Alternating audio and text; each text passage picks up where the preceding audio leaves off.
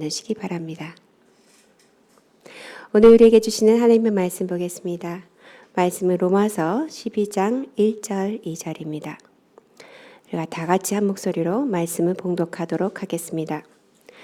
그러므로 형제들아, 내가 하나님의 모든 자비하심으로 너희를 권하노니 너희 몸을 하나님이 기뻐하시는 거룩한 산제물로 드리라.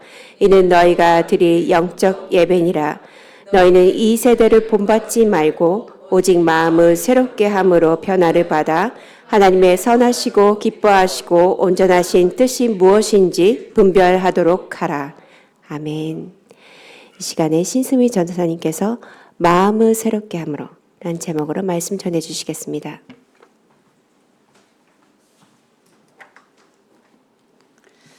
지난주와 이번 주의 말씀의 본문은 똑같습니다.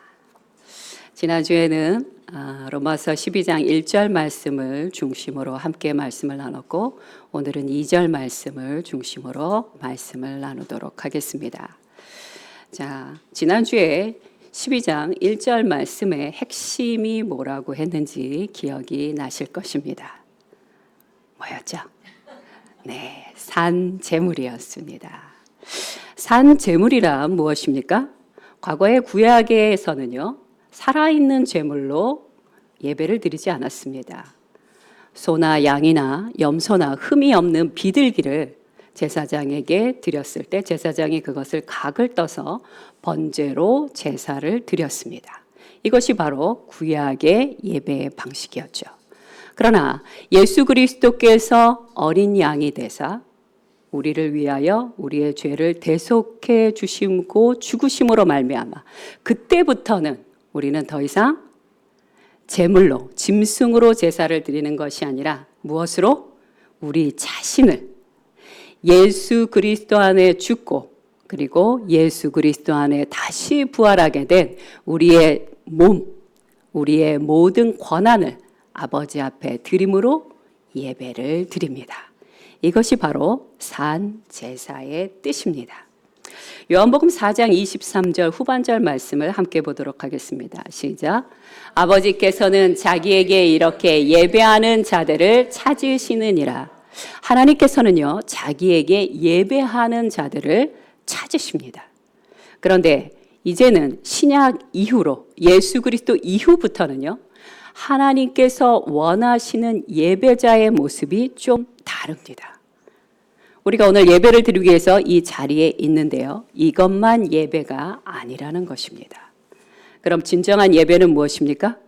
우리의 삶을 통해서 드리는 것이 진짜 하나님께서 원하시는 산제사라는 것입니다. 내 삶의 모든 권한을 산제물로 아버지께 드리는 것. 나의 과거, 그리고 나의 현재, 그리고 나의 미래와 노년의 모든 것까지 다 하나님께 올려드리는 것이에요. 그리고 성령의 인도하심을 따라 순종함으로 살아가는 것. 그것이 하나님께서 오늘날 우리에게 원하시는 진정한 예배자의 모습입니다. 자, 구정명절입니다. 구정명절에 우리는 친척을 만나게 될 것이고 그리고 가족을 만나게 됩니다. 그럴 때 산제사로 내 자신을 드린다는 것은 무엇입니까? 주님이 원하시는 그리스도의 향기와 태도와 말로 오늘 하루하루를 살아가는 것. 그것이 예배자의 모습인 것입니다.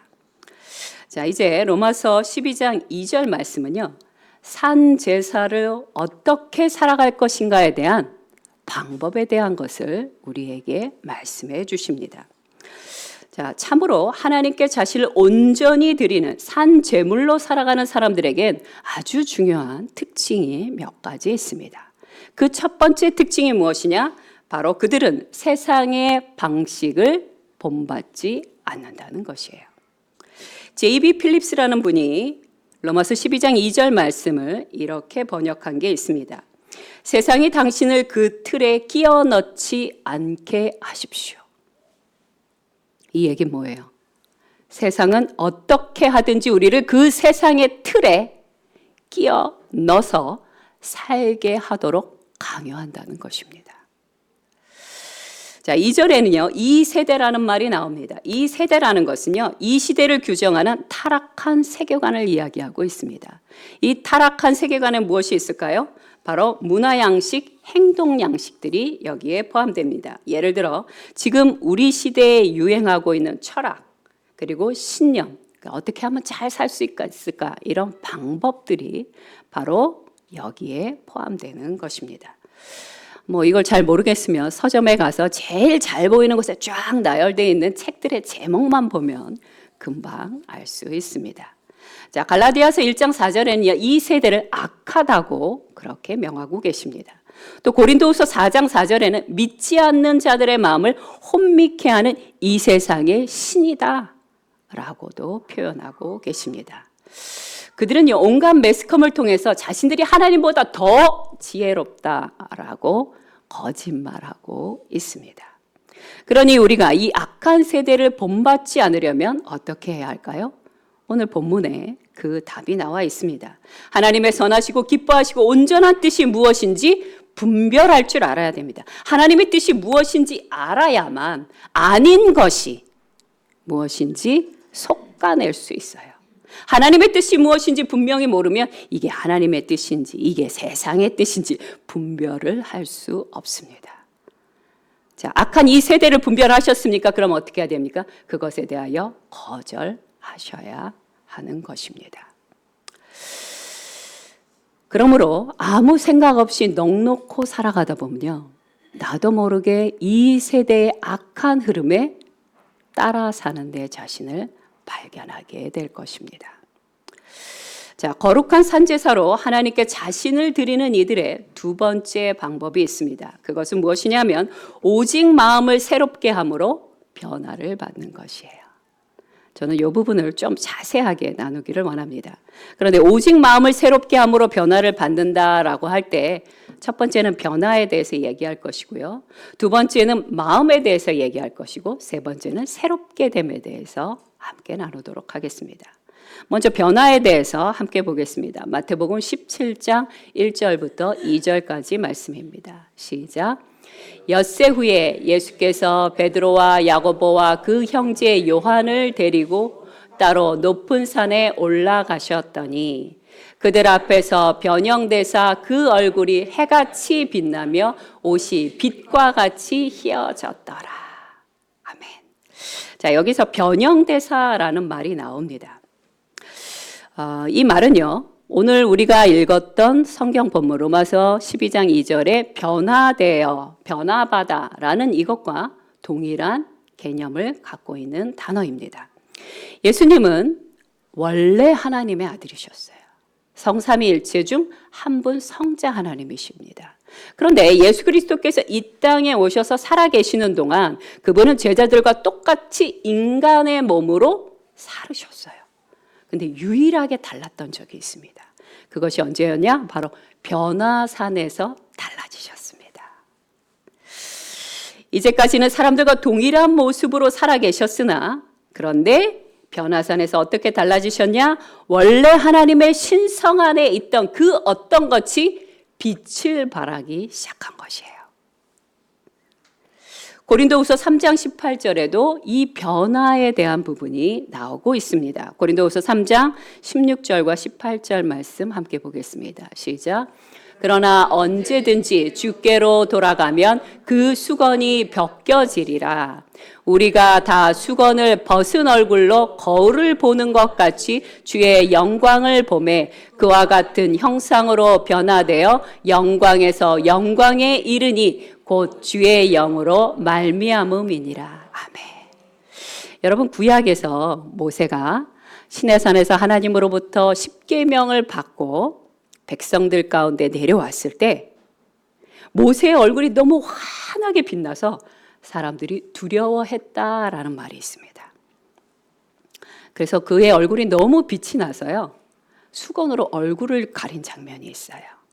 지금 고린도 후서에 나오는 수건으로 얼굴을 가렸다라는 표현이 바로 이것을 이야기하고 있는 것입니다.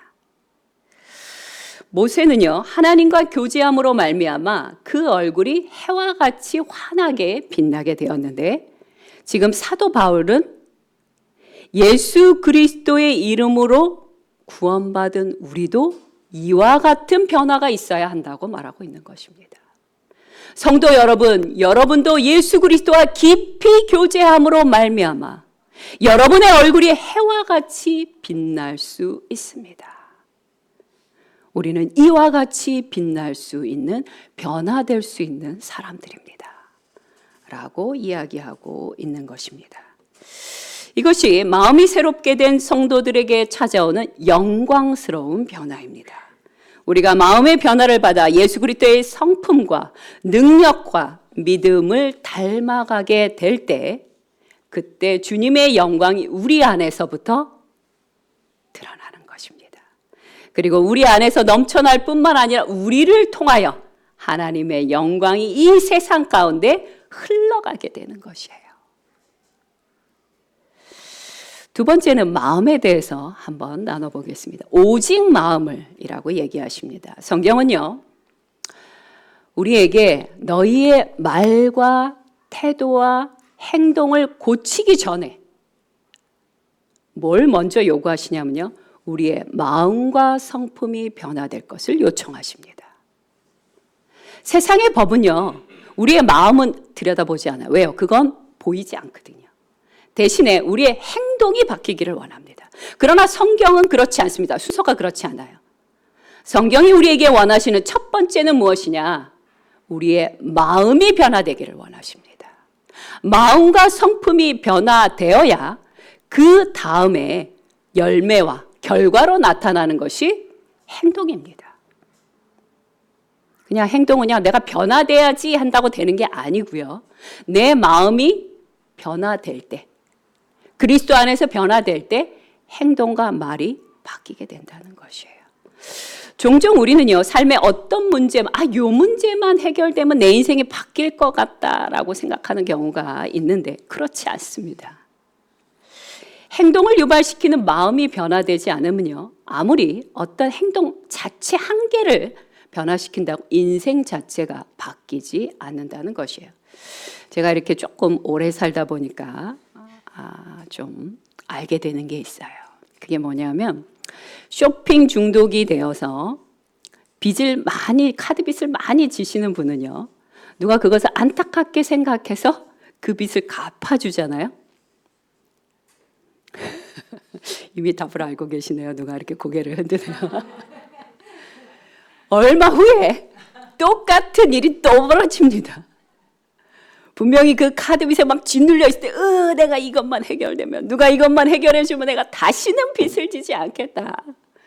이렇게 굴뚝같이 마음을 먹지만, 그래서 누가 정말 안타깝게 생각해서 그 빚을 갚아줬어요. 그러나 아쉽게도, 안타깝게도 6개월이 지나거나 혹은 1년이 지난 다음에 똑같은 일이 벌어진다는 것입니다. 왜 그럴까요? 마음이, 심령이, 성품이 변화되지 않았기 때문입니다. 에베소서 4장은요, 로마서 12장 2절 말씀을 좀 더 자세하게 우리에게 설명해 주십니다. 에베소서 4장 17절과 22절부터 24절 말씀을 함께 보도록 하겠습니다. 시작. 그러므로 내가 이것을 말하며 주 안에서 증언하노니 이제부터 너희는 이방인이 그 마음에 허망한 것으로 행함같이 행하지 말라. 너희는 유혹의 욕심을 따라 썩어져가는 구습을 따르는 옛사람을 벗어버리고 오직 너희의 심령을 새롭게 되어 하나님을 따라 의와 진리의 거룩함으로 지으심을 받은 새 사람을 입으라. 아멘. 이 말씀에서 우리가 봐야 될 것이 있습니다. 우리의 심령이 새롭게 되지 않으면요, 새 사람을 입을 수가 없습니다. 내가 새 사람을 입어야지 했다가도요, 그게 왠지 나같지가 않아. 너무 어색해요. 어떻게 해요? 금방 벗어버립니다. 진짜 변화해야 될 것은 무엇이에요? 심령이 변화돼야 돼요. 내가 그리스도인의 정체성이 명확해야, 그것을 믿어야, 그것이 자연스럽게 내게 삶으로 돼야 하나님께서 입혀주시는 그 의로운 영광의 옷을 자랑스럽게 입고 사는 것이에요. 그게 어색하잖아요? 이거 내 옷 아닌 것 같아요. 자꾸 벗어요. 그러니 먼저 해야 될 것은 무엇입니까? 심령의 변화를 받아야 하는 것입니다. 마음을 다루는 일부터가 언제나 시작입니다. 만약 어떤 사람이 우리에게 와서 이렇게 얘기합니다. 저는요, 이 어떤 죄를 계속해서 반복해서 짓고 있습니다. 저는 도대체 이것에 대해서 어떻게 해야 될지 모르겠습니다. 라고 누군가 우리에게 와서 그렇게 고민을 상담한다면 우리는 이렇게 해야 됩니다. 그 사람의 그 문제 자체도 바라봐야 하지만, 고쳐주기 위해서 노력해야 되지만 그 사람의 심령이 어떤지, 그 사람 자체가 어떤지를 먼저 다루어야 합니다.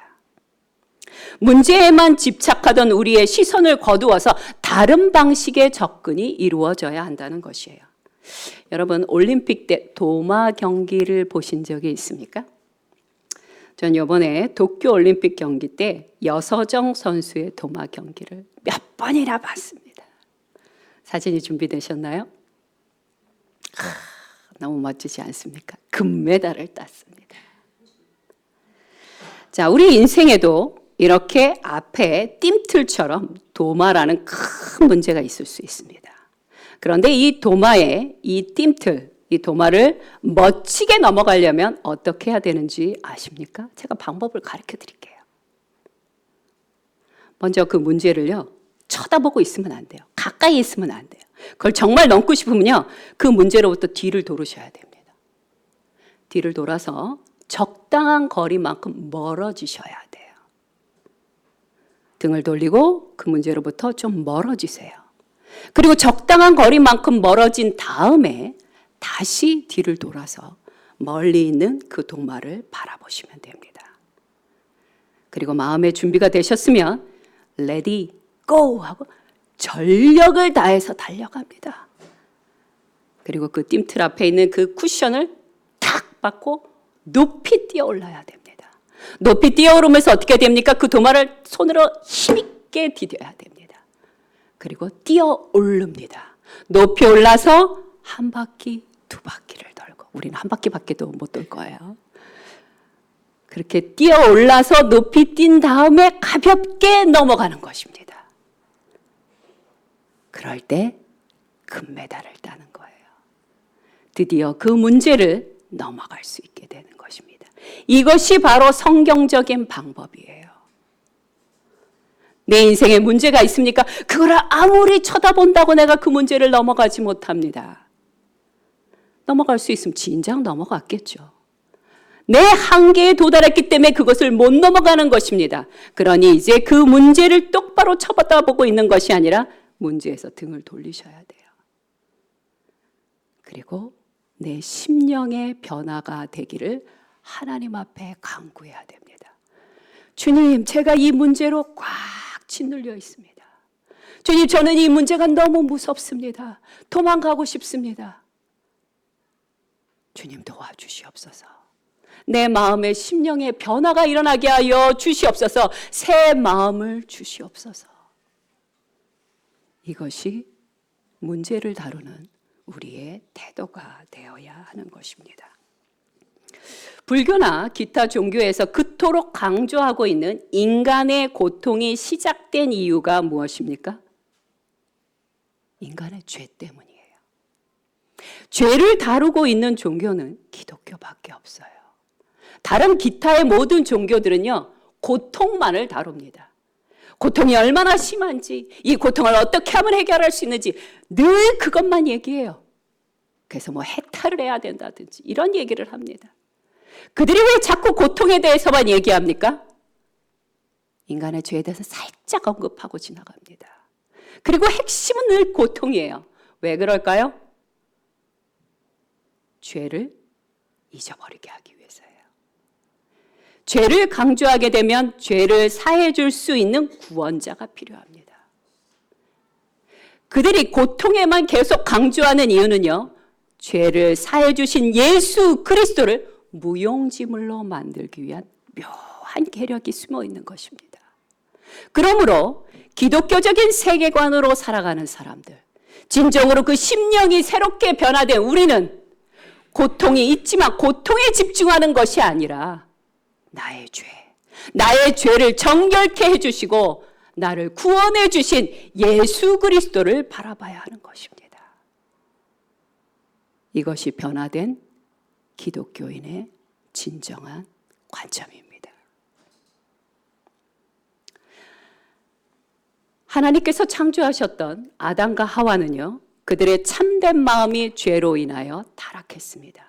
그들은 원래 어떤 사람이었습니까? 하나님을 사랑했습니다. 아니, 하나님으로부터 깊이 사랑받는 자였고 하나님의 말씀을 즐거이 순종했던 자였어요.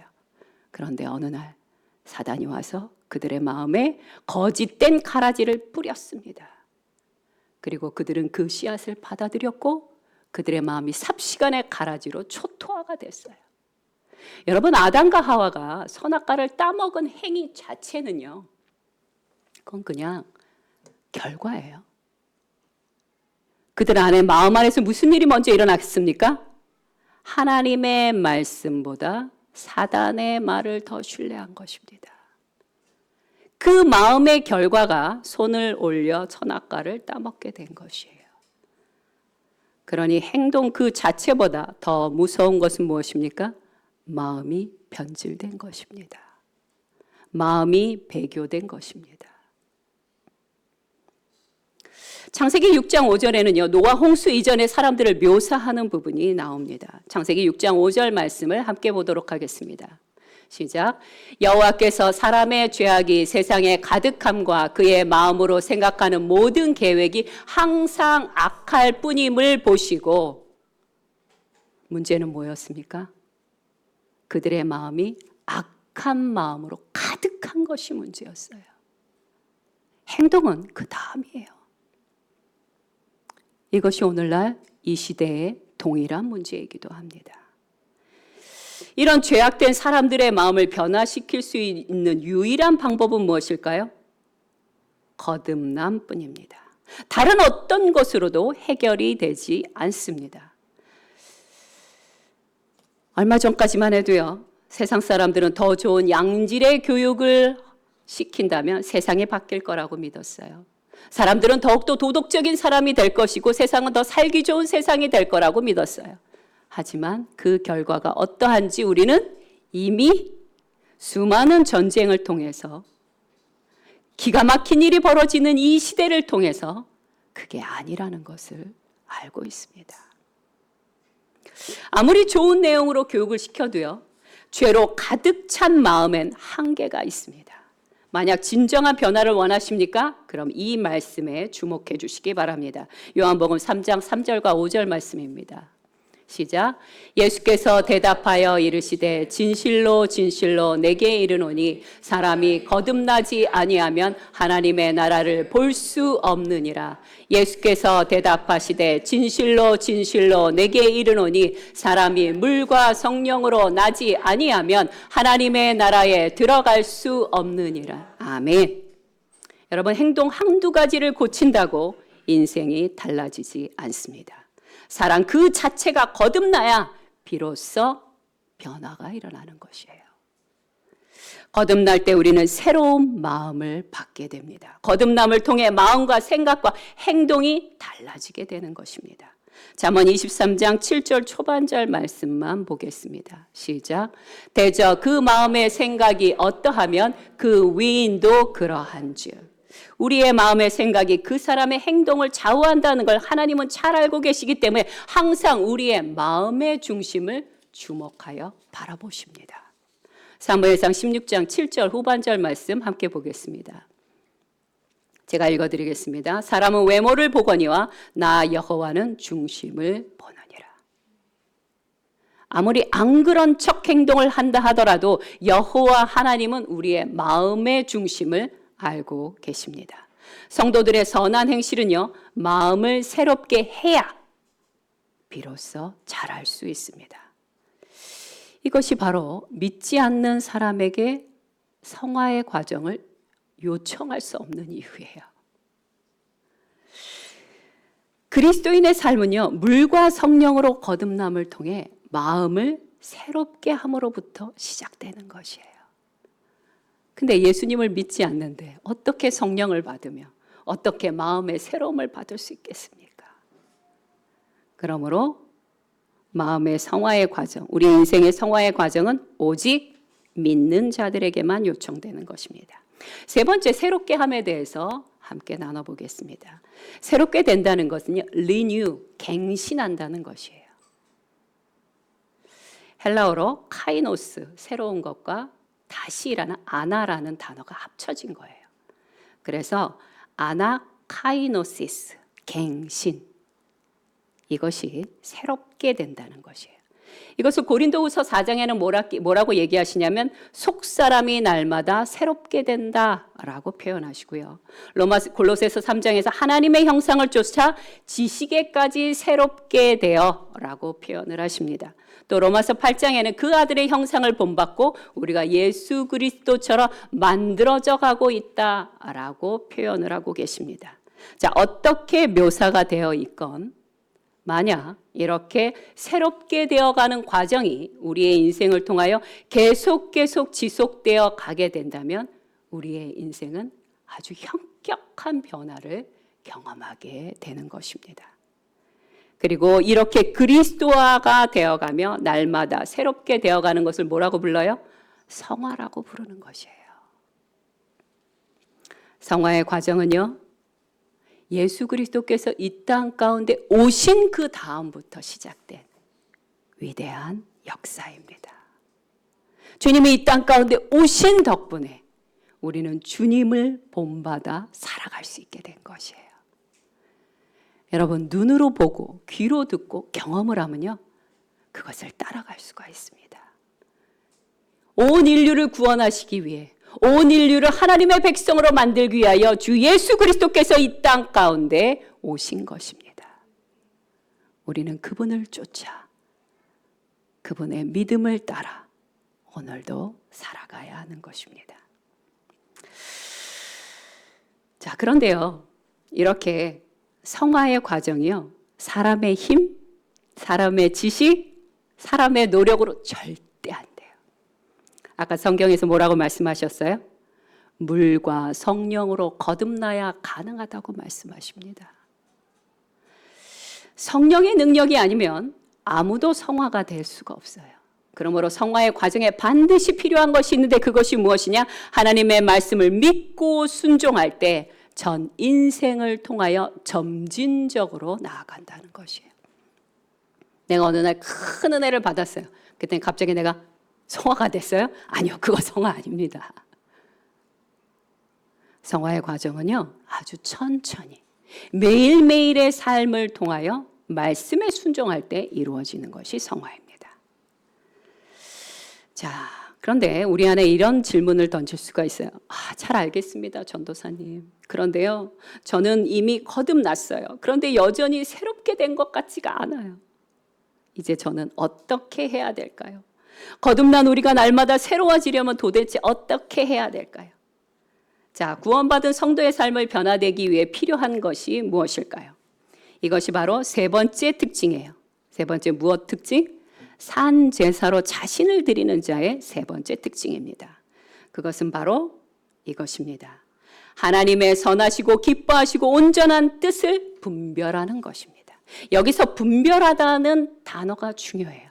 여기서 분별하다는 것은 무슨 뜻이냐면요, 시험하고 확증한다는 뜻이 있어요. 이 말을 조금 더 쉽게 설명해 드릴게요. 하나님의 선하시고 기뻐하시고 온전한 뜻을 알았습니까? 그렇다면 실험해 보십시오. 그러면 당신은 반드시 확증할 수 있을 것입니다. 이것이 바로 분별한다는 뜻이에요. 하나님의 뜻을 아셨습니까? 깨달았습니까? 들었습니까? 실험해 보십시오. 행해 보십시오. 그럼 당신은 반드시 그 말씀이 이루어지는 것을 확증하실 것입니다. 이것이 바로 분별한다는 단어의 뜻이에요. 너무 아름답지 않습니까? 아멘. 하나님의 선하시고 기뻐하시는 뜻을 마음껏 시험하고 확증하는 저와 여러분 되기를 간절히 소망합니다. 결론을 말씀드리겠습니다. 히브리서에는요, 믿음의 사람들이 이 땅을 살면서 어떻게 순례의 삶을 살았는지에 대한 그 비결이 나옵니다. 모세의 경우를 보면요. 모세는 어떠했습니까? 하나님의 백성과 고난받는 것을 잠시 죄악의 낙을 누리는 것보다 더 기뻐했다라고 성경이 기록되어 있습니다. 히브리서 11장 26절 말씀을 함께 보겠습니다. 시작. 그리스도를 위하여 받는 수모를 애굽의 모든 보화보다 더 큰 재물로 여겼으니 이는 상 주심을 바라봄이라. 아멘. 믿음의 사람들은요, 비결이 있어요. 믿음의 사람들에게 고통이 없었을까요? 아픔이 없었을까요? 문제가 없었을까요? 아니요. 다 있었어요. 문제도 있었고 고통도 있었습니다. 그러나 그들은 자신의 고통이나 문제를 바라보지 않고 누구를 바라봤다고요? 하나님을 바라봤습니다.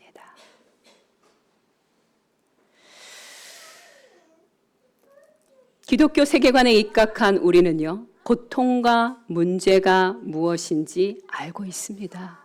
모르지 않아요? 잘 알고 있어요. 하지만 거기에 집중하는 대신 누구를 바라봅니까? 하나님을 바라봅니다. 예수 그리스도를 닮아가기 위해 오늘도 주님을 바라보며 날마다 산 제사로 자기 자신을 아버지께 올려드리는 것입니다. 늘 살해에 대한 위협을 받았던 마틴 루터 킹 목사님이 이런 말씀을 하신 적이 있습니다. 제가 읽어드리겠습니다. 나도 다른 사람들처럼 오래 살고 싶습니다. 하지만 나는 그 문제에 연연하지 않기로 결정했습니다. 나는 그저 하나님의 뜻을 행하며 오늘도 살아갈 것입니다. 이런 자세로 사는 것, 이런 믿음의 삶으로 사는 것, 이것이 산 제사의 모습입니다. 함께 기도하겠습니다.